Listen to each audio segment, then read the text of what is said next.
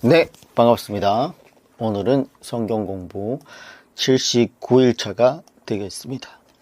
네, 새롭게 또 시작한 한 주가 되었죠. 네, 지난주에는 저희가 요한복음 1부까지 마쳤고요. 네, 오늘은 요한복음을 마무리를 하도록 하겠습니다. 요한복음은 장별로 순서대로 봤던 게 아니라 주제별로 이렇게 보는 책이라서 오늘은 요한복음 나머지 부분, 요한복음에만 기록되어 있는 기록들을 살펴보고 요한복음을 마무리하도록 하겠습니다.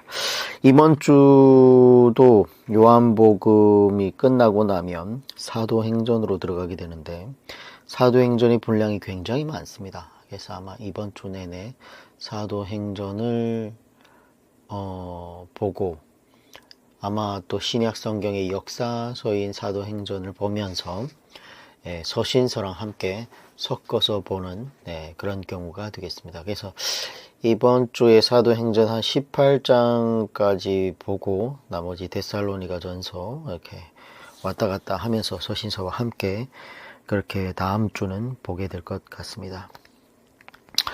일단 요한복음 남아있는 부분들을 오늘 마무리를 할 텐데 또 새롭게 시작하는 한 주다 보니까 힘을 내서 시작해야 되겠죠. 지금 녹음 파일이 좀 늦게 지금 녹음을 하고 있는데 아마 오늘은 좀 늦게 올라갈 것 같습니다. 기도하고 바로 시작하도록 하겠습니다. 천지 만물을 주관하시는 하나님, 주님의 사랑과 은혜에 감사를 드립니다. 아버지께서 또 새로운 한 주를 저희들에게 허락해 주시고 주의 쉴만한 물가로 인도해 주시니 감사를 드립니다.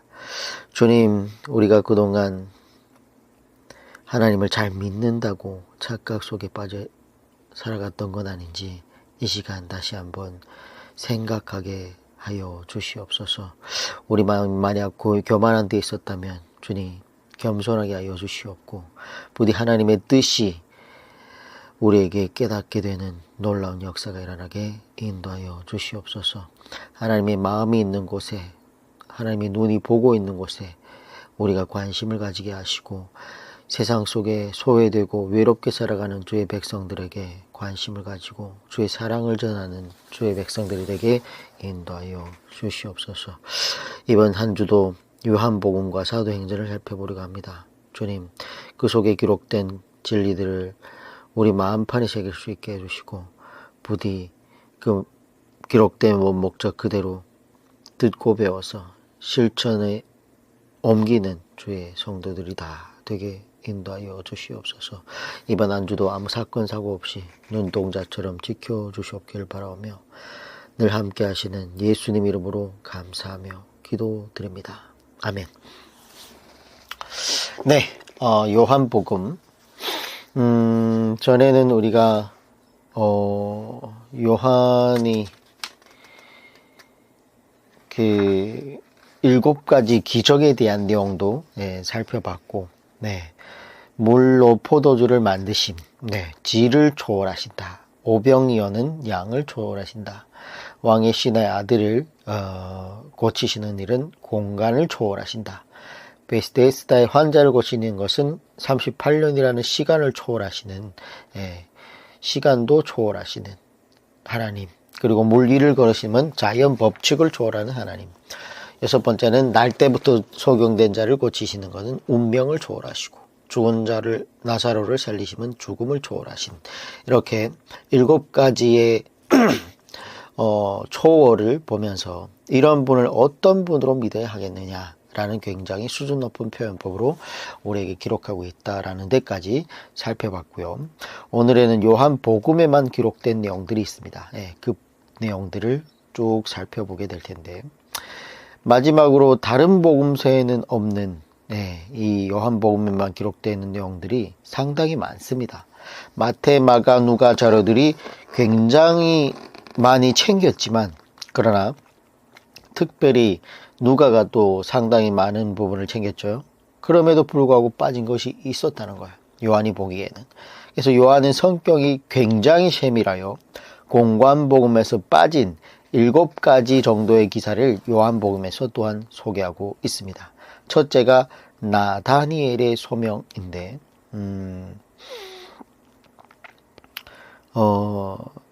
요한복음 1장 43절을 보겠습니다. 나다니엘 1장 43절. 이튿날 예수께서 갈릴리로 나가려 하시다가 빌립을 만나 이르시되 나를 따르라 하시니 빌립은 안드레와 베드로와 한 동네 베세다 사람이라.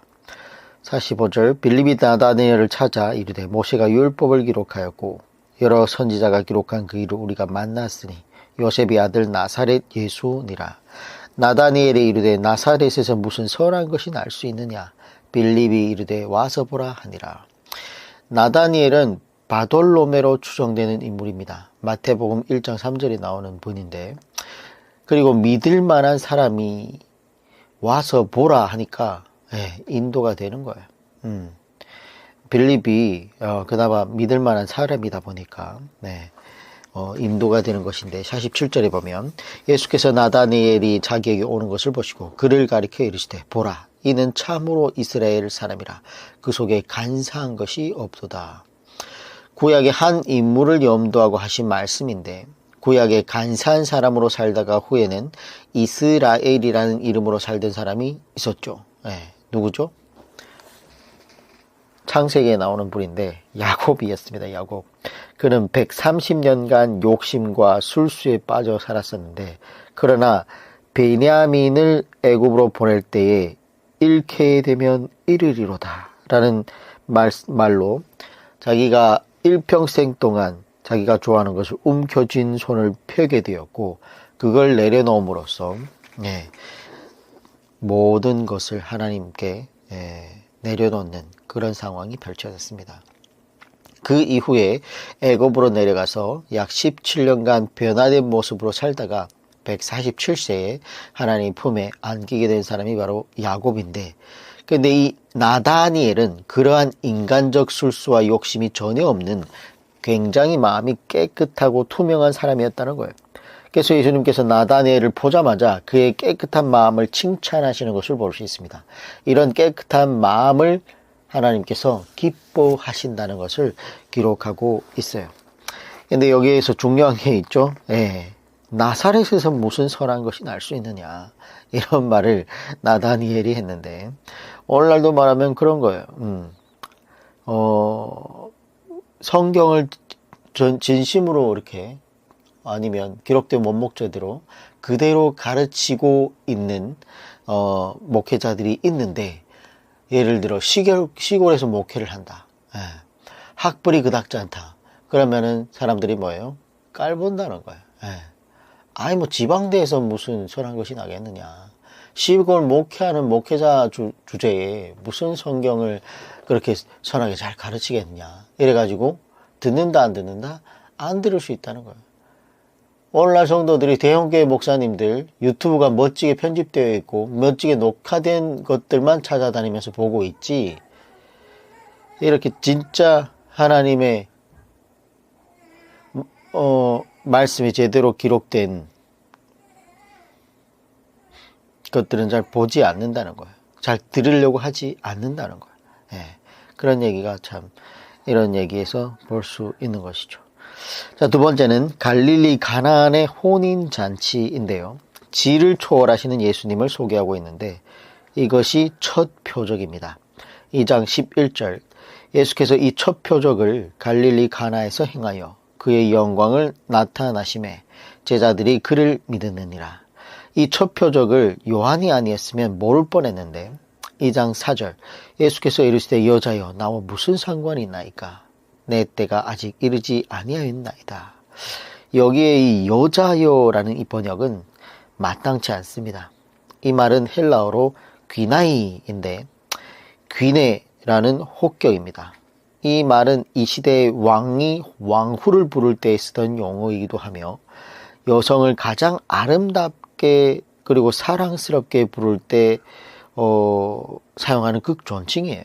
우리 한글로 번역한 말이 없습니다. 유일하게 있다면 뭐 여사님 정도예요. 여사님.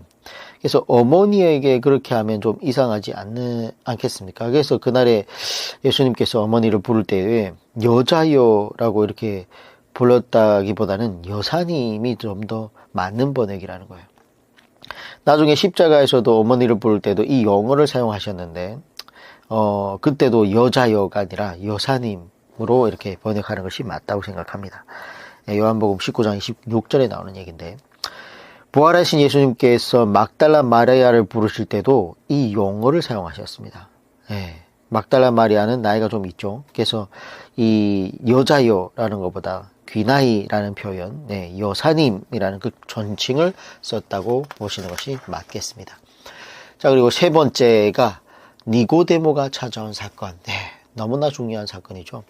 3장으로 가면 니고데모가 찾아온 사건이 기록되어 있습니다. 다른 복음서에는 이야기가 나오지도 않는데, 그 이유는 밤이 깊어서 이미 다른 제자들은 다 퇴근했고, 요한도 지금 퇴근하려고 이제는 준비를 하고 있는데 밖에서 똑똑똑 하고 이렇게 소리가, 문 두드리는 소리가 나는 거예요.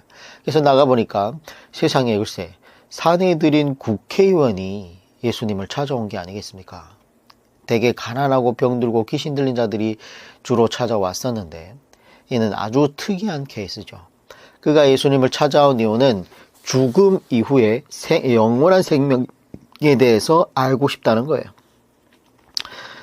그래서 참 이때는 대개는 정말 가난하고 별들고 귀신 들린 자들이 찾아와가지고 구름을 이루다 보니까, 문전성시를 이루다 보니까 대낮에는 예수님하고 제대로 진지하게 얘기만 할 만한 시간이 없는 거예요. 어떤 사람은 사내들은 이 국회의원이 니고데모가 사람들의 눈이 두려웠어.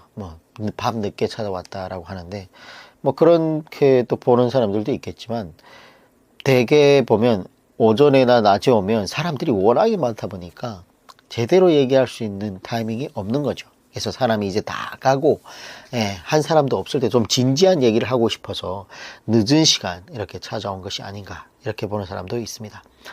그래서 이 사람 참으로 보기 드문 거룩한 부자 중에 한 분인데, 뒤에 보면 그가 예수님의 시신을 위해서 값비싼 몰약을 준비하고, 또 심지어는 사내들인 공회 앞에서 예수님을 변호까지 했던 것을 볼 수 있는 사람이에요. 그래서 이렇게 밤늦게 니고데모가 와서 예수님께 질문했고, 예수님께 그 니고데모의 질문에 대한 대답을 하시면서 그 유명한 요절 중에 요절, 요한복음 3장 16절이라는 말씀이 나오게 됩니다. 하나님이 세상을 이처럼 사랑하사 독생자를 주셨으니 이는 그를 믿는 자마다 멸망하지 않고 영생을 얻게 하려 하심이라. 이 얘기는 우리가 말라기의 답이라고 했죠.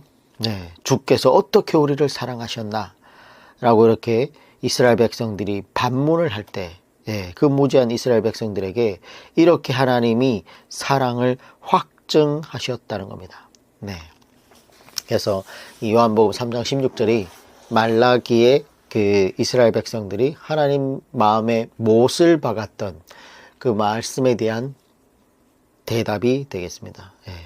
그래서 너무나 중요한 내용이죠. 네 번째는 사마리아 우물가의 여인에 대한 얘기가 나옵니다. 4장으로 가면 사마리아 우물가의 여인에 대한 이야기가 나오는데, 이 특수 자료 덕분에 이 말씀이 또한 나오게 되었죠. 4장 24절, 하나님은 영이시니 예배하는 자가 영과 진리로 예배할지니라. 여기에 영은 성령과 진리는 뭐예요? 성경 66권을 말하는 거예요. 우리가 성령님을 걱정하지 않아도 됩니다. 성령님은 사람이 임하시옵소서 그래서 임하는 분이 아니에요. 성령님은 거룩한 곳에, 본인이 임하셔야 될 곳에 늘 함께하고 늘 임하십니다. 근데 사람들은 흔히 성령님을 많이 걱정해요. 그러나 성령님은 우리가 걱정하실 그런 분이 아니에요. 성령님이 오히려 우리를 더욱더 걱정하고 계십니다. 성령님은 우리가 보채지 않아도 끊임없이 일하시는 분이기 때문에 그분을 믿고 신뢰하기만 하면 되는 거예요. 근데 중요한 것은 예배 시간에 반드시 진리라는 성경 66권이 선포되어야 된다는 거예요. 근데 교회 예배 시간에 성경 66권의 진리가 없다면 그 예배는 사실은 예배가 아닐 수 있다는 거예요. 불교인들이 종교행위 하는 것과 별반 다를 바 없다는 거예요. 기독교의 예배는 반드시 진리가 있어야 되는데 이 말씀도 요한이 아니었으면 모를 뻔했던 그런 기록이 될 뻔했습니다. 다섯 번째는 베데스다 목가의 병자를 고치시는 내용이 나오는데 5장으로 가면 베데스다 목가에 38년 된 환자를 고치신 사건이 기록되어 있습니다. 5장 14절 중반에 보면 그 후에 예수께서 성전에서 그 사람을 만나 이르시되 보라 내가 나았으니 더 심한 것이 생기지 않게 다시는 죄를 범하지 말라 하시니. 자, 그렇다면 이 베데스다 목가에 38년 된 병자의 병이 죄와 상관이 있다는 말인 거죠. 물론 모든 병이 다 죄와 상관이 있는 것은 아니지만 그러나 어떤 병은 죄와 상관이 있다 없다? 네, 상관이 있다라는 얘기입니다. 다른 사람이 판단하면 안 되고 본인이 아는 거죠. 아, 내가 이 병에 걸린 것이 내 죄와 상관이 있구나. 예, 본인은 알 수 있다는 거예요. 그래서 예수님께서 이 병을 고치신 후에 뭐라고 얘기하고 있어요? 더 심한 것이 생기지 않도록 다시는 죄를 범하지 말라라고 이렇게 당부하지 않습니까? 그래서 이런 걸 볼 때 어떤 죄는 그 사람의 죄와 상관이 있다라는 것도 이 기록에서 볼 수 있습니다. 여섯 번째는 간음하다가 잡혀온 여인을 소개하고 있는데 요한복음 8장으로 가보면 죄 없는 자가 먼저 돌로 치라라는 그 유명한 내용이 기록되어 있습니다. 간음하다가 현장에서 잡혀온 여인의 이야기인데 핵심은 7장 말씀이죠. 7절 말씀이죠. 8장 7절 그들이 묻기를 마지 아니하는지라 이에 일어나 이르시되 너희 중에 죄 없는 자가 먼저 돌로 치라 하시고. 자, 지금도 교회 안에는 짱돌을 들고 있는 성도들이 꽤나 많습니다. 기회를 엿보다가 잘못하는 사람만 보기만 하면 그냥 돌로 제대로 한번 쳐보려고. 그런데 그렇게 하면 된다는 거예요? 안 된다는 거예요? 안 된다는 거예요. 죄가 없다면 돌로 치라는 것인데 우리에게 죄 없는 사람이 있겠습니까? 자기 눈에 들보는 보지 못하고 남의 눈에 티눈을 잡고만 뭐라 하는 그런 사람들. 그래서 그러면 안 돼요. 죄가 없다면 돌로 치라고 하는데 죄 없는 사람이 어디 있겠습니까? 하지만 모두가 다 죄가 있기 때문에 다 돌을 내릴 수밖에 없는 그런 상황이 바로 이 8장 7절의 말씀이죠. 8장 11절 대답하여 주여 없나이다. 예수께서 이르시되 나도 너를 정죄하지 아니하노니 가서 다시는 죄를 범하지 말라 하시느니라. 자, 이런 말씀들을 개혁주의 노선과 복음주의 노선에서 자꾸 무시하는 건데 다시는 죄를 범하지 말라라고 주님께서 얘기하고 있습니다. 은혜 아래에 있으니 은혜 시대를 살고 있으니 얼마든지 자유하다? 얼마든지 용서받을 수 있다? 얼마든지 여유를 가져도 괜찮다? 그런 식으로 자꾸 성경을 해석하는 분들이 너무 많은데 근데 뭐라고요? 다시는 죄를 범하지 말라라고 주님께서 얘기하고 있습니다. 그래서 이런 말씀을 굉장히 심도 있게 우리가 잘 살펴보고 기억해야 될 말씀인데 오늘날 교회가 이런 부분을 너무 소홀히 하고 있고 너무 무시하고 있는 것이 문제라는 거죠. 자, 일곱 번째는 위에서 오신 그리스도라는 내용인데 8장 23절은 위에서 오신 예수님에 대해서 말씀하고 있습니다. 예수께서 이르시되 너희는 아래에서 났고 나는 위에서 났으며 너희는 이 세상에 속하였고 나는 이 세상 속에 속하지 아니하였느니라. 예수님께서는 여러 차례 나는 위에서 났다라고 말씀하고 있습니다. 요한복음에서만 거의 한 20번 정도 나오는데 다른 복음서에서는 안 나오는데 요한복음에만 이런 내용이 나오고 있다는 거예요. 그러므로 요한만 이 말에 귀를 기울였다는 얘기일 수도 있겠습니다. 여덟 번째는 선한 목자이신 예수님 얘기를 기록하고 있는데 10장 7절로 가면 나는 선한 목자다. 이것도 요한이 아니면 우리가 모를 뻔했던 귀중한 말씀이었습니다. 아홉 번째는 죽은 나사로를 살리신 얘기가 나오는데 죽은 나사로를 살리신 사건이 바로 11장 1절 이하에 기록되어 있습니다. 예수님께서 베다니 빈민가에서 사는 나사로 그리고 마르다, 그리고 마리아 이 남매들을 특별히 사랑하는 장면이 기록되어 있는데 11장 1절 어떤 병자가 있으니 이는 마리아와 그 자매 마르다의 마을 베다니에 사는 나사로라.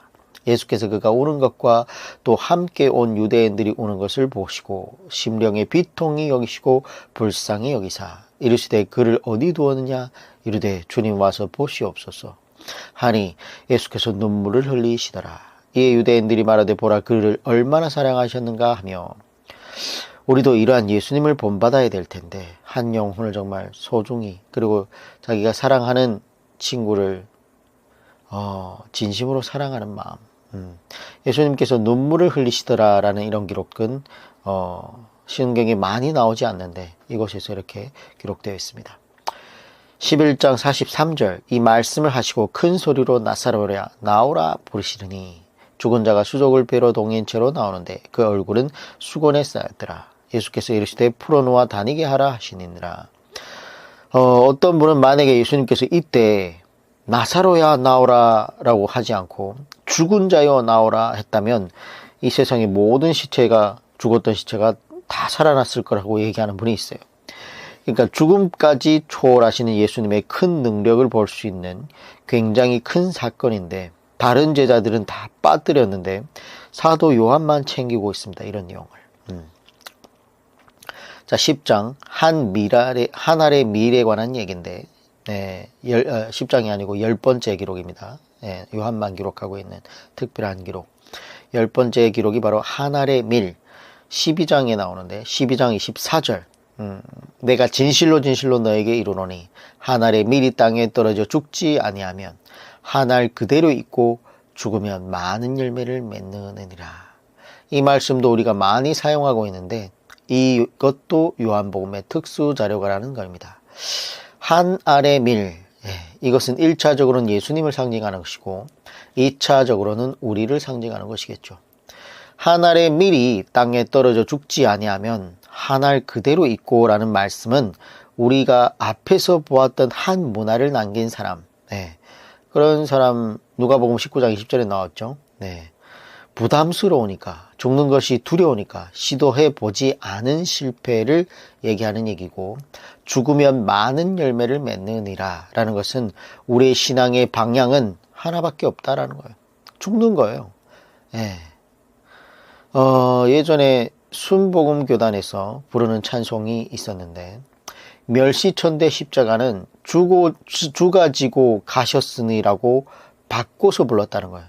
원래대로 말하면 멸시천대 십자가는 내가 지고 가오리다 이렇게 불러야 되는데 이미 주가 지고 갔으니까 우리는 멸시천대 십자가를 질 필요가 없다라는 거예요.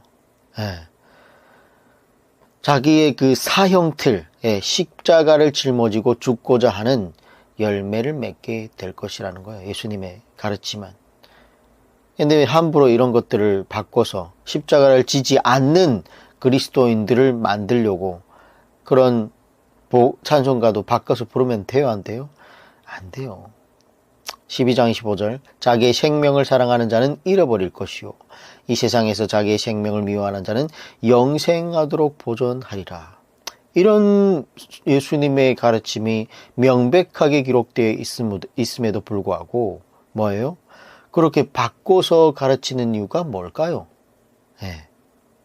편한 그리스도인들, 편한 복음 이런 것들을 가르치고 있다는 거예요. 그렇게 잘못된 성경 진리 말씀을 가르치는 것은 용납하기 어렵다는 겁니다. 자기의 생명을 미워하는 자는 지금 말세가 될수록 기독교인들이 자기 자신을 사랑하기 시작합니다. 하나님을 사랑하고 이웃을 사랑하는 것이 아니고 자기 자신을 사랑한다는 거예요. 그래서 마지막 때가 사람들이 자기를 사랑하고 돈을 사랑하고 쾌락을 사랑한다고 이렇게 디모데후서에 나중에 기록되어 있는데 그 말씀대로 성도들이 자기의 몸을 사랑하고 있다는 겁니다. 그러나 성경은 분명히 자기 생명을 미워하는 자는 영생하도록 보존하리라 라고 기록되어 있습니다.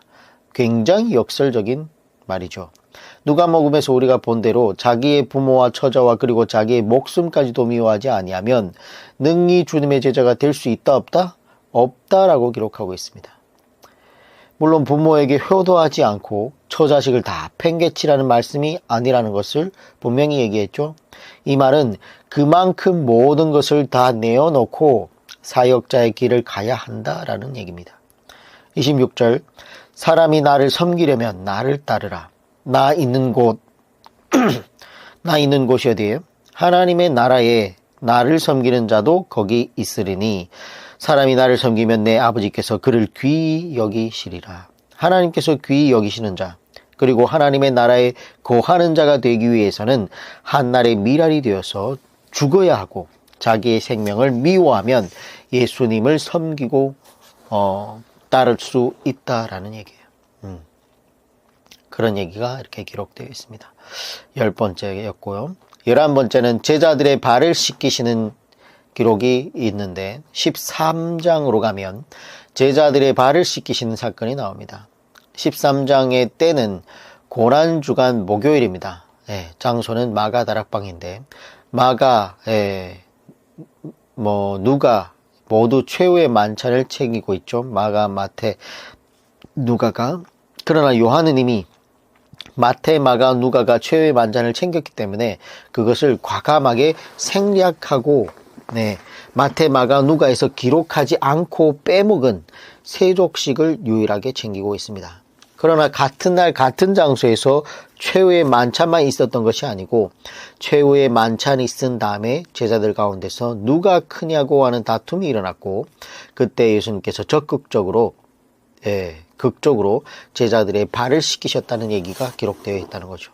그래서 요한복음 13장을 볼 때에는 반드시 누가복음 22장 24절에서 27절을 본 후에 요한복음 13장으로 와야 이해가 되는 거예요. 다시 정리하면 마가의 다락방에서 최후의 만찬이 있었고 그때 최후의 만찬이 있은 후에 누가복음 22장 24절에 27절의 사건이 있었던 건데 제자들 사이에 누가 크냐 하는 다툼이 일어났고 그러자 예수님께서 제자들의 발을 씻기기 시작한 것인데 13장 10절 예수께서 이르시되 이미 목욕한 자는 발밖에 씻을 필요가 없느니라.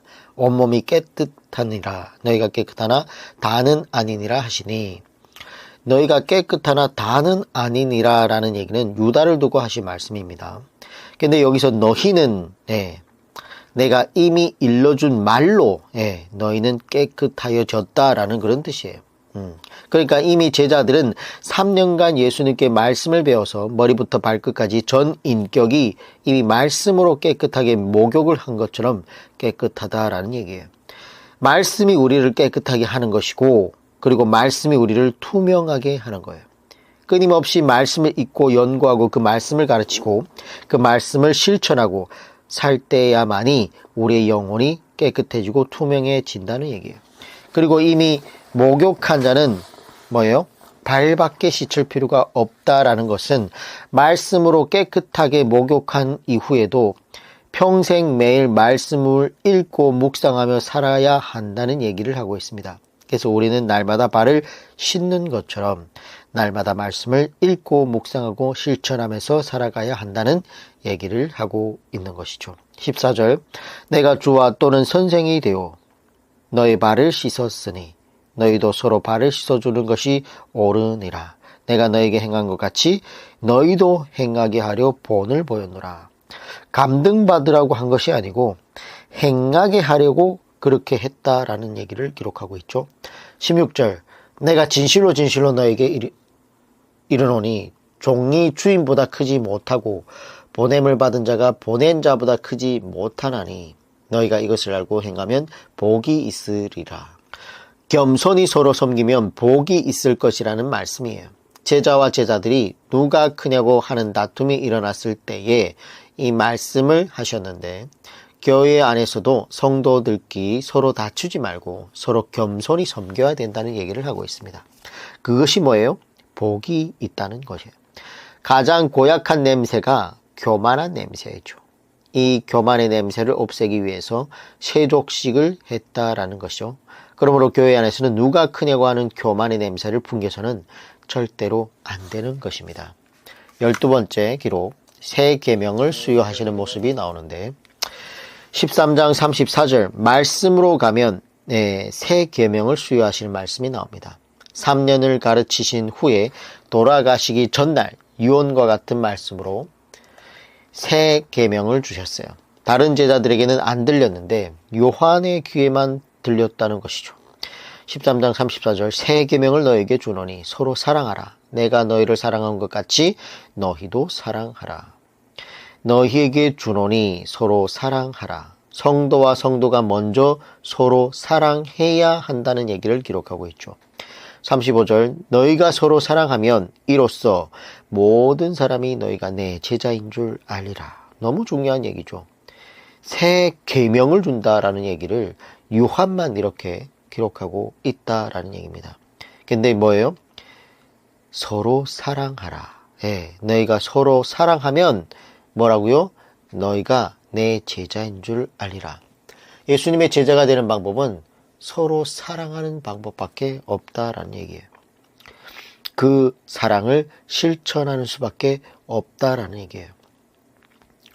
13번째, 보혜사 성령에 관한 말씀을 기록하고 있는데 14장 16절이죠. 이 16절 이하는 보혜사 성령에 관한 말씀을 기록하고 있습니다. 이 보혜사 성령에 관한 말씀도 다른 복음서에서는 희미한데 요한은 굉장히 중요하게 생각하고 있습니다. 그리고 보혜사 성령에 관한 말씀이 14장 16절 이하, 14장 25절 이하, 25장 26절 이하, 16장 7절 이하에도 이렇게 나옵니다. 이렇게 보혜사 성령에 대해서 요한은 상당히 강조하고 있는데 14장 16절 내가 아버지께 구하겠으니 그가 또 다른 보혜사를 너에게 주사 영원토록 너희와 함께 있게 하리니. 그렇다면 보혜사 성령님께서 이미 오셨어요? 안 오셨어요? 오순절날 임했습니다. 그때부터 지금까지 저희와 영원히 함께 있다는 거예요. 그러면 오시옵소서 가시옵소서 이런 얘기를 할 필요 없다는 거예요. 성령님께 우리와 지금 함께하고 계십니다. 영원히. 17절 그는 진리의 영이라 세상은 능히 그를 받지 못하나니 이는 그를 보지도 못하고 알지도 못함이라. 그러나 너희는 그를 아나니 그는 너희와 함께 거하시며 또 너희 속에 계시겠음이니라. 25절 내가 아직 너희와 함께 있어서 이 말을 너희에게 하였거니와 보혜사 곧 아버지께서 내 이름으로 보내실 성령 그가 너희에게 모든 것을 가르치고 내가 너희에게 말한 모든 것을 생각나게 하리라. 내가 아버지께로부터 너희에게 보낼 보혜사 곧 아버지께로부터 이것은 15장 26절입니다. 15장 26절 내가 아버지께로부터 너희에게 보낼 보혜사 곧 아버지께로부터 나오시는 진리의 성령이 오실 때에 그가 나를 증언하실 것이요. 16장 7절에 그러나 너희가 너에게 실상을 말하노니 내가 떠나는 것이 너에게 유익하리라. 내가 떠나가지 아니하면 보혜사가 너에게로 오지 아니할 것이요 가면 내가 그를 너에게로 보내리니. 16장 8절 그가 와서 죄에 대하여 의에 대하여 심판에 대하여 세상을 책망하시리라. 이런 얘기를 기록하고 있습니다. 그래서 보혜사 성령님께서 예수님께서 기록하신 말씀을 가르쳤던 것을 성령님 제자들에게 생각나게 한다는 거예요. 성령님께서 오시면 죄에 대해서 우리에게 깨닫게 한다는 거예요. 의에 대해서 깨닫게 한다는 거예요. 심판에 대해서 깨닫게 하시고 세상을 책망하는 그런 진리의 말씀들이 선포가 될 때 우리 마음속에 깨닫게 한다라는 거예요. 너무나 중요한 역할을 하고 있죠.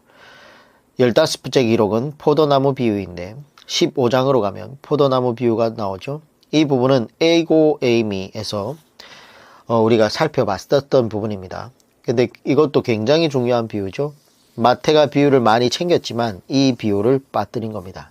그래서 세밀하게 챙기는 은사 있는 요한이 이 비유를 챙겨 넣었던 것이죠. 자, 16번째 기록은 대제사장의 기도가 나옵니다.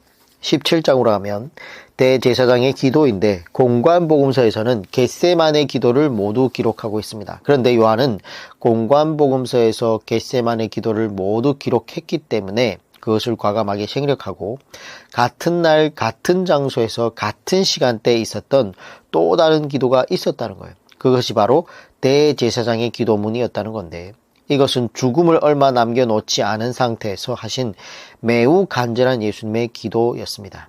그런데 이 기도문은 17장 전체로 매우 긴 기도문이었죠.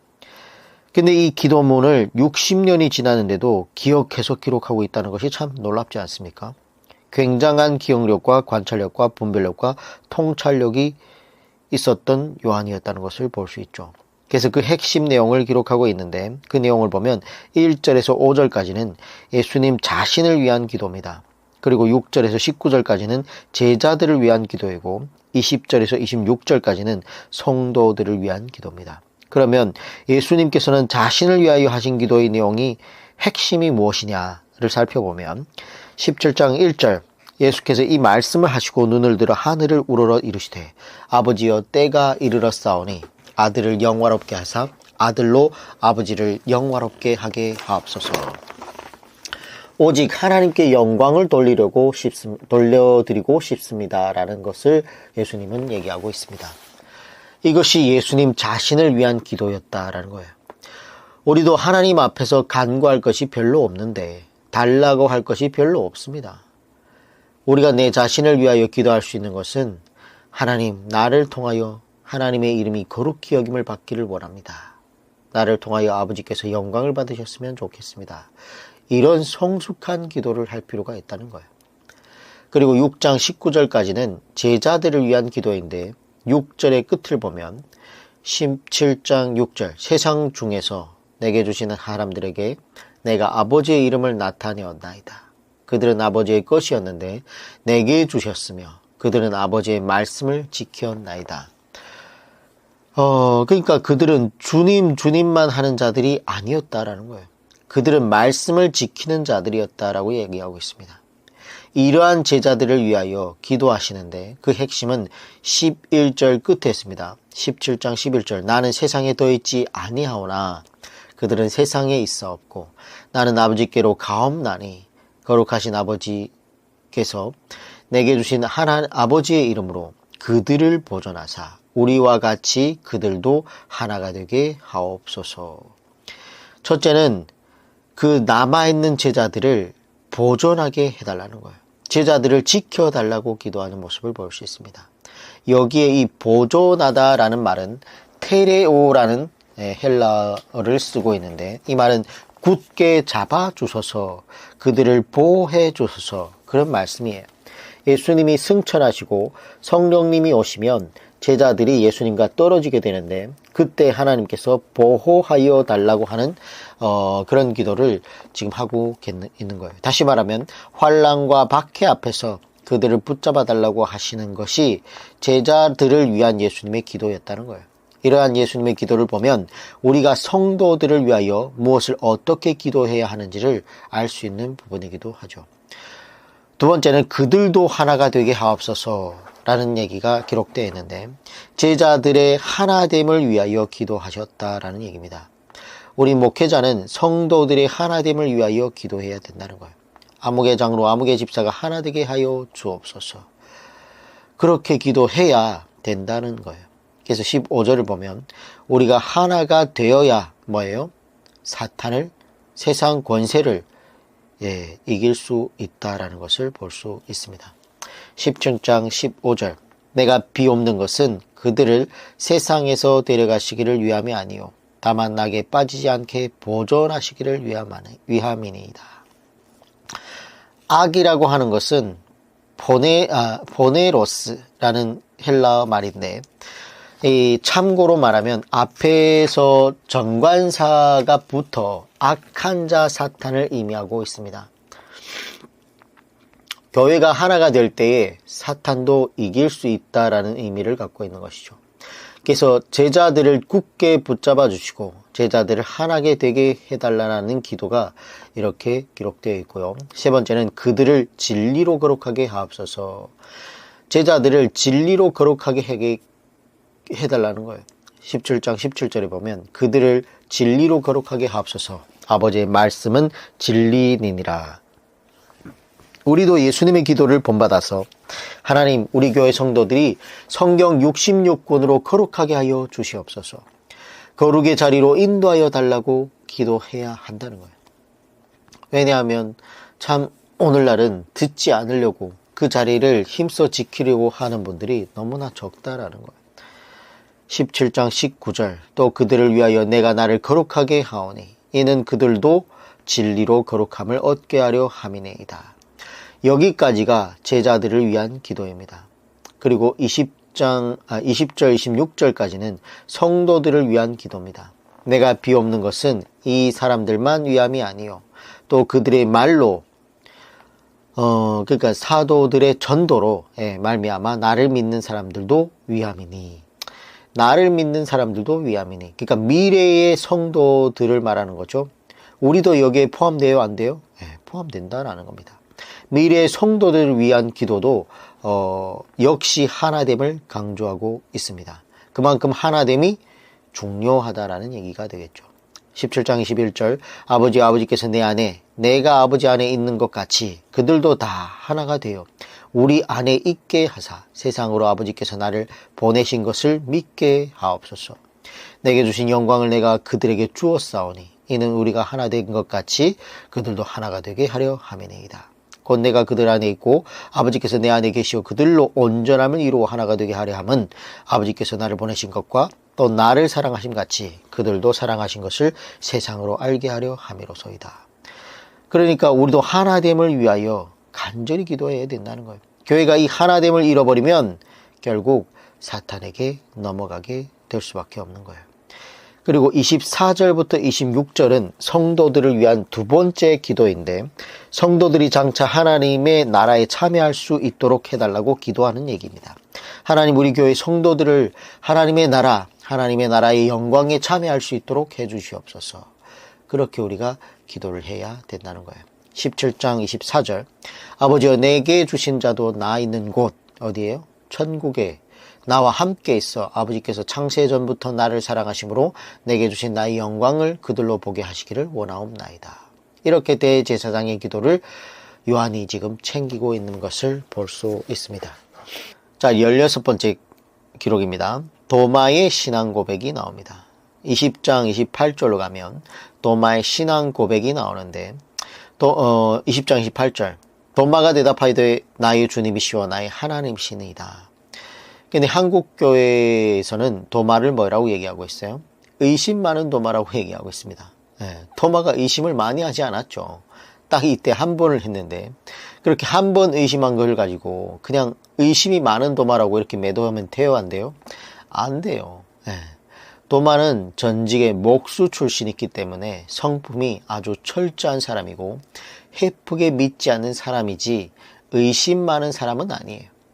헤프게 믿지 않고 철저하게 살펴보고 믿어야 할 것을 믿는 그의 고백이기 때문에 더욱 의미가 있다라는 것입니다.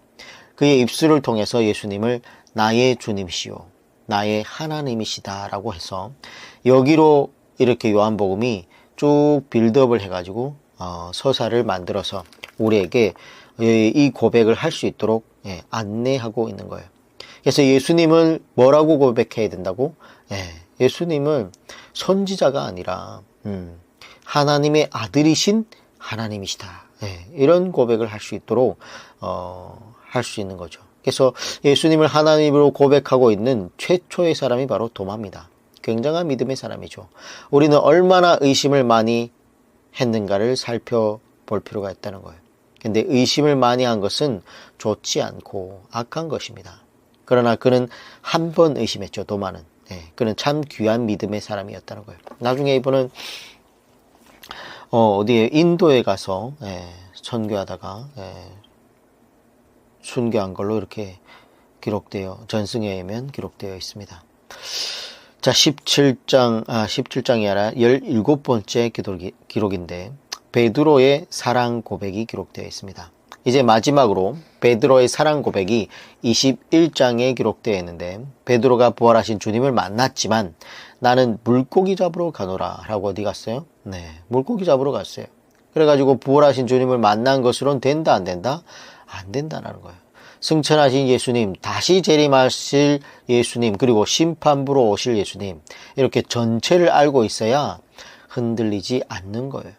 예수님께 배웠고 부활하신 예수님까지 만났음에도 불구하고 흔들렸다 흔들리지 않았다 흔들린 모습을 볼 수 있습니다. 21장 3절 시몬 베드로가 나는 물고기 잡으러 가노라 하니 그들이 우리도 함께 가겠다 하고 나가서 배에 올랐으나 그날 밤에 아무것도 잡지 못하였더니.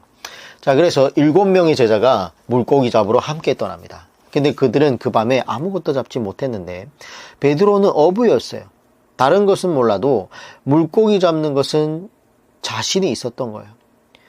그래서 예수님께 3년 동안 배웠고 예수님의 수제자였지만, 그리고 부활하신 예수님을 자기 눈으로 봤지만도 뭐예요? 예전 모습으로, 예전의 자신의 모습으로 어부였던 그때로 돌아갈 수 있다 없다? 있다라는 거예요. 너무도 중요한 기록이죠. 근데 어부로 돌아갔지만 근데 그 밤에 아무것도 잡지 못했다는 거예요. 포도나무 비유를 기억하죠? 나를 떠나서는 너희가 아무것도 할 수 없음이라. 우리도 때로는 사역하다가 힘들어서 나도 세상으로 한번 나가볼까? 과거에 내가 이걸 좀 잘했는데 하면서 돌아서서 일을 해보면 아무것도 안 되는 것을 볼 수가 있다라는 거예요. 21장 4절 날이 새어갈 때 예수께서 바닷가에 서셨으나 제자들이 예수인 줄을 알지 못하는지라. 날이 새어갈 때 역시 베드로는 상남자 스타일이죠. 그물을 던지고 자꾸 던지고 또 던지고 깊이 던지고 다시 던지고 재차 던지고 밤이 깊어갈 때까지 그물을 끊임없이 던지는 거예요. 5절 예수께서 이르되 얘들아 너희에게 고기가 있느냐 하니 대답하되 없나이다. 6절 이르시되 그물을 배 오른편에 던지라 그리하면 잡으리라 하시니 이에 던졌더니 물고기가 많아 그물을 들 수 없더라. 이에 던졌더니 참 이게 베드로의 장점이라는 거예요. 그럼에도 불구하고 이 믿음이죠. 베드로가 지금까지 밤새 동안 그물을 던졌어요, 안 던졌어요? 던졌잖아요.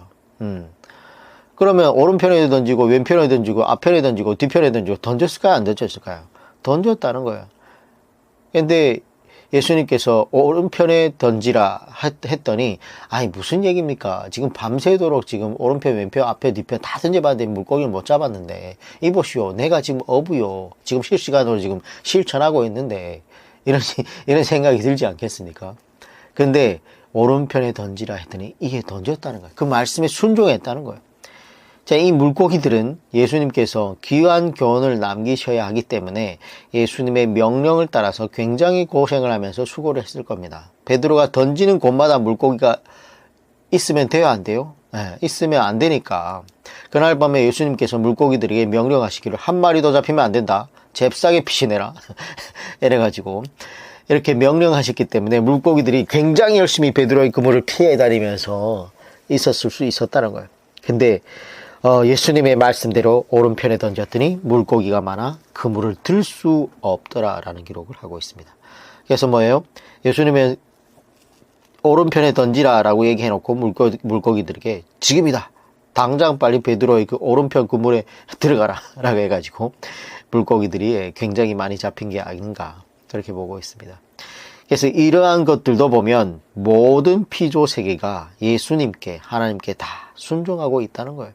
결국은 사람이 문제예요. 사람이 타락한 사람이 때문에 온 피조물의 세계가 지금 피곤하게 된 거예요. 그래서 이 피조 세계도 새 하늘과 새 땅, 하늘과 땅을 새롭게 하실 주님의 때를 사모해야 된다는 거예요. 그래서 이 물고기의 순종으로 귀한 교훈이 남겨지게 되는데 21장 7절 예수께서 사랑하시는 그 제자 누구예요? 자기 요한 자기가 스스로 기록하면서 예수께서 사랑하는 제자 이렇게 기록하고 있습니다. 제자가 베드로에게 이르되 주님이시다 하니 시몬 베드로가 벗고 있다가 주님이라 하는 말을 듣고 겉옷을 두른 후에 바다로 뛰어내리더라. 베드로는 동네 아저씨인 줄 알고 처음에는 전혀 알아보지 못했다가 요한이 눈이 매섭기 때문에 가장 먼저 예수님을 알아보았던 거죠. 그래서 예수님이다 하니까 시몬 베드로가 벗고 있다가 역시 상남자죠. 우통을 벗고 밤새도록 그물질을 했는데 그 벗고 있던 몸에 겉옷을 두른 후에 예수님을 어르신을 만나야 되니까 벗고 있으면 또 안 되니까 그래서 바로 바다로 겉옷을 두르고 뛰어 탁 들어간 거예요. 그래서 자유형으로 음파 해가지고 헤엄쳐가지고 예수님께서 있는 곳으로 굉장히 빠른 속도로 헤엄쳐 갑니다. 근데 사실 생각이 좀 있는 사람 같으면 이렇게 못하는데 왜냐하면 예수님을 뭐예요? 3번이나 부인했고 부활하신 예수님을 만난 후에도 뭐예요? 7명의 제자들을 선동해가지고 나는 물고기 잡으러 가노라 해놓고 요한이 주님이시다 하니까 또 옷을 바로 입고 입수해서 배를 타고 가면 될 것인데 입수해서 100m 정도를 헤엄쳐서 주님께로 가는 모습을 볼 수 있어요. 근데 요한은 아이고 베드로 형님 왜 저리 하시노 하면서 그물을 다 챙기고 고기도 다 챙기고 일은 항상 베드로가 저지르고 마무리는 요한이 하는 거예요. 환상이 짝꿍이죠. 이렇게 해서 요한은 고기와 그물을 다 정리해서 빠른 속도로 이렇게 땅으로 올라왔는데 무트로 올라왔는데 아마도 자유형으로 헤엄쳐 온 베드로나 배를 타고 온 요한이나 뭐 도착 시간은 거의 비슷하지 않았을까 그렇게 보고 있다고 합니다.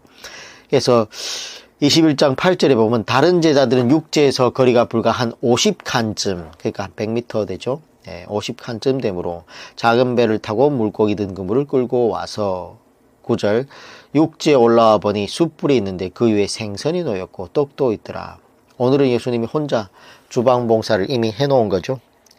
21장 10절 예수께서 이르시되 지금 잡은 생선을 좀 가져오라 하시니 시몬 베드로가 올라가서 그물을 육지에 끌어올리니 가득히 찬 끓은 물고기가 153마리라 이같이 많으나 그물이 찢어지지 아니하였더라.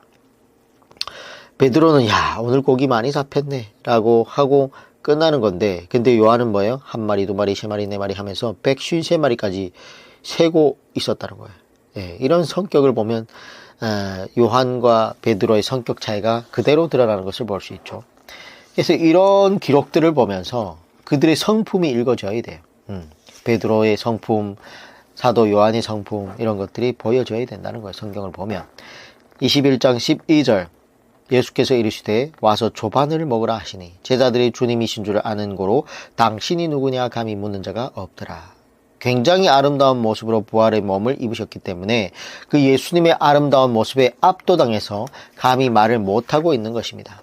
13절 예수께서 거기서 가셔서 떡을 가져다 그들에게 주시고 생선도 그와 같이 하시니라. 이것은 예수님께서 죽은 자 가운데서 살아나신 후에 공식적으로 그러니까 지금 3번째로 제자들에게 나타나신 것이라. 개인적으로 하면 뭐 10번, 11번 정도 나타나셨는데 뭐 공식적으로는 이렇게 3번 정도 나타났다라는 얘기를 하고 있습니다. 21장 15절 그들이 조반 먹은 후에 예수께서 시몬 베드로에게 이르시되 요한의 아들 시몬아 내가 이 사람들보다 나를 더 사랑하느냐 하시니 이르시되 주님 그러하나이다. 내가 주님을 사랑하는 줄 주님께서 아시나이다. 이르시되 내 어린 양을 먹이라 하시고 요한의 아들 시몬아 왜 베드로라고 부르지 않고 과거의 이름 시몬이라고 부르셨을까? 내가 다시 예전의 시몬으로 돌아가 버렸구나 라는 그 말이죠. 그리고 내가 이 사람들보다 나를 더 사랑하느냐 이렇게 왜 질문하셨는가 하면 며칠 전에 베드로가 모두 주를 버릴지라도 저는 결코 주를 버리지 않겠습니다 라는 고백을 특별히 예수님은 지금 생각하고 있었던 거예요. 저는 특별히 예수님을 생각합니다 라는 이런 고백을 베드로가 예수님께 했기 때문에 다른 제자들보다 나를 더욱히 사랑하는 것이 맞느냐라고 물으신 것이에요. 그래서 그는 이렇게 대답했습니다. 주님 그러하나이다. 내가 주님을 사랑하는 줄을 주님께서 아시나이다. 이제 지금 베드로가 좀 자신이 없죠. 처음에는 굉장히 자신이 있었는데 이제는 직접적으로 주님 사랑합니다. 이렇게 고백을 해야 되는데 그렇게 하지 못하고 소극적으로 내가 주님을 사랑하는 것을 주님이 아시는 줄을 아시나이다. 이렇게 오히려 소극적으로 얘기하고 있어요. 그때 놀랍게도 주님께서는 이렇게 말씀하고 있습니다. 내 어린 양을 먹이라. 전에 우리 말라기 할 때 이 부분을 잠깐 얘기를 했었는데 끝까지 믿어주는 믿음. 만약 3번씩 부인했던 저주하면서까지 부인했던 베드로를 내팽개치고 베드로 너 나 부인했지? 너 비켜. 요한아 너 와봐. 너 나를 사랑하느냐 이렇게 물어봤으면 아마 베드로는 평생 그 상처를 씻지 못했을 거예요. 그런데 이 양들이 어떤 양입니까? 예수님의 십자가의 피로, 하나님의 독생자의 피로 바꾼 이 양들을 누구의 손에 맡긴다고요? 자신을 3번씩 부인하며 배신했던 그 영혼에게 베드로를 불러서 뭐예요? 내 양을 치고 내 양을 먹이라. 이렇게 끝까지 믿어주는 믿음. 그 믿음이 결국 승리한다는 거예요. 그래서 베드로는 결국 순교하였습니다. 거꾸로 매달려 순교했다라고 이렇게 얘기를 하는데, 이번에도 분명하게 사랑합니다라고 해야 되는데 사랑하지 못하고 21장 16절에 보면 또 두 번째 이르시되 요한의 아들 시몬아 내가 나를 사랑하느냐 하시니 이르되 주님 그러하나이다. 내가 주님을 사랑하는 줄 주님께서 아시나이다. 이르시되 내 양을 치라 하시고. 똑같죠? 그렇게 얘기를 못하고 있습니다. 사랑합니다 라고 못하는 거죠. 17절 세 번째 이르시되 요한의 아들 시몬아 내가 나를 사랑하느냐 하시니 주께서 세 번째 내가 나를 사랑하느냐 하심으로 베드로가 근심하여 이르시되 주님 모든 것을 아시오매 내가 주님을 사랑하는 줄을 주님께서 아시나이다. 예수님께서 이르시되 내 양을 먹이라. 내가 나를 사랑하느냐, 내가 정말로 나를 사랑하기는 하느냐 하신 것이 예수님의 질문이었던 거죠. 그러나 베드로는 끝까지 분명하게 주님, 내가 주님을 사랑합니다. 그렇게 대답을 하지 못했습니다. 그럼에도 불구하고 예수님께서는 내 양을 먹이라 라고 이렇게 말씀하고 있습니다.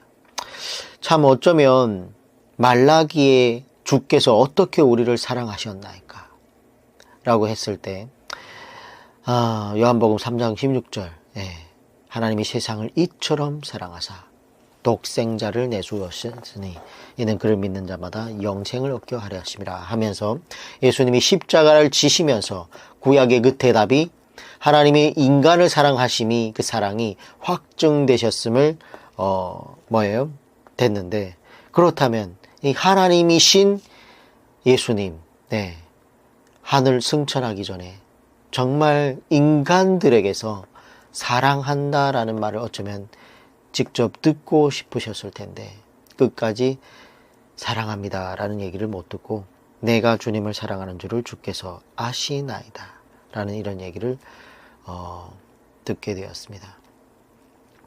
그래서 베드로는 이번에 십자가라는 문제를 만나기 전에는 본인의 믿음이 괜찮은 줄 알았었죠. 하지만 이번 큰 문제 앞에서 자신의 믿음이 얼마나 초라하고 연약한지를 절실하게 깨닫게 되었습니다. 그때 내가 나를 사랑하기는 사랑하느냐라는 반복된 주님 질문 앞에 많이 부끄럽고 그 질문 앞에서 그의 대답은 약해질 수밖에 없었던 거예요. 하지만 우리가 명심해야 될 것은 그런 연약한 베드로에게 예수님께서는 계속해서 내 양을 치라, 내 양을 먹이라고 하신 것입니다. 자신의 피값으로 사신 양들을 그 자신을 배반했던 제자 베드로에게 위탁하시는 모습은 볼 수 있습니다. 그게 바로 사실이라는 거예요. 저는 예수님을 만나고 나서 사도 바울이 주님을 만나는 것처럼 예수님을 만나고서 내가 이제 뭐 하며 살아야지 이런 생각이 들었어요. 나의 사명은 뭐지? 라는 것을 한창 기도하고 말씀을 들을 때 이 구절이 제 마음에 와서 닿았었습니다. 저 같은 죄인한테 하나님께서 내 양을 치고 내 양을 먹이라 라고 하는 음성이 들렸거든요. 그 이유는 제가 뛰어나서가 아니라 죄인이었지만 이렇게 성경을 창세기부터 계시록까지 기록된 원 목적대로 어떤 내용인지를 남들보다 먼저 알았다는 것만으로, 그리고 이 세상에 지금 교회에서 그렇게 가르쳐지지 않고 있다는 것을 깨달았기 때문에 신학을 하려고 결정했던 겁니다. 내가 뛰어나서가 아니라 정말 나 아니면 할 분도 많겠지만 이 거룩한 부담감인 거예요. 이렇게 가르치면 안 되는데, 하나님 말씀을 저렇게 선포하면 안 되는데, 이런 것들이 성경 66권을 제대로 배우고 나니까 그게 너무 많이 보이는 거예요.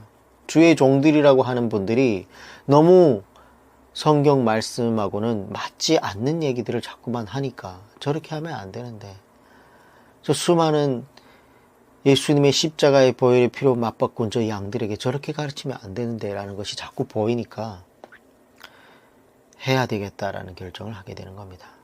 근데 나 같은 사람이 어찌 할 수 있겠습니까? 라는 질문에 이 베드로의 이 고백과 같이 나 같은 죄인에게 주님이 내 양을 먹이고 내 양을 치라 라는 얘기가 제 마음에 와닿았던 것 같습니다.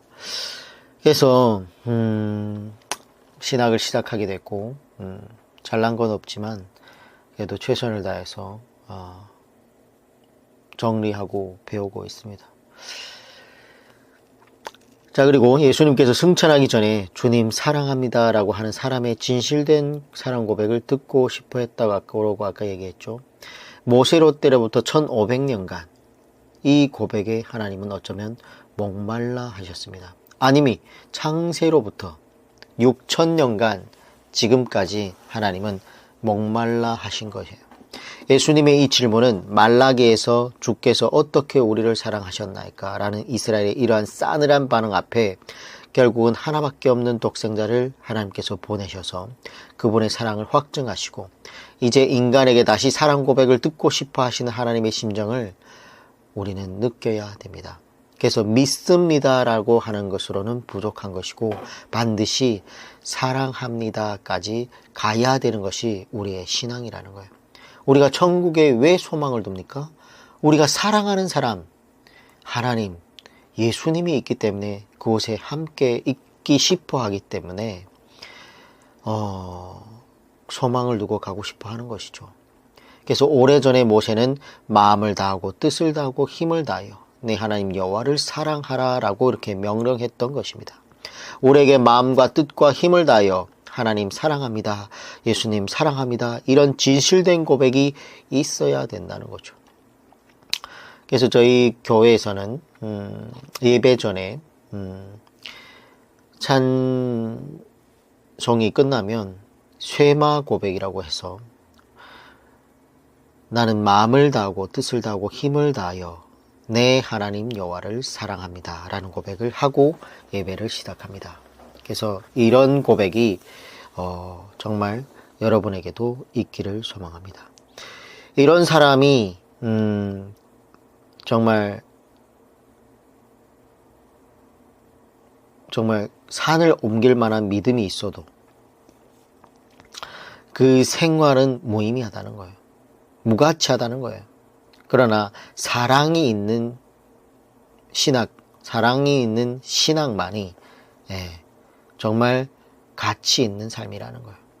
그래서 요한의 신학을 우리가 잘 본받아 가지고 우리의 믿음이 하나님의 사랑을 깨닫고 하나님을 그 마음과 뜻과 힘을 다하여 그리고 목숨을 다해 사랑하는 믿음으로 성장해 나가야 되는 거예요. 그래서 요한의 신학이 바로 사랑의 신앙입니다. 그래서 이 부분을 잘 이렇게 정리를 해서 여러분의 신앙의 성장에 성화의 계단에 도움이 되는 그런 내용이 되기를 바라겠습니다. 요한복음은 오늘 이렇게 마무리하도록 하겠습니다. 오늘은 녹음 파일이 좀 늦었는데 여러분 놓치지 말고 잘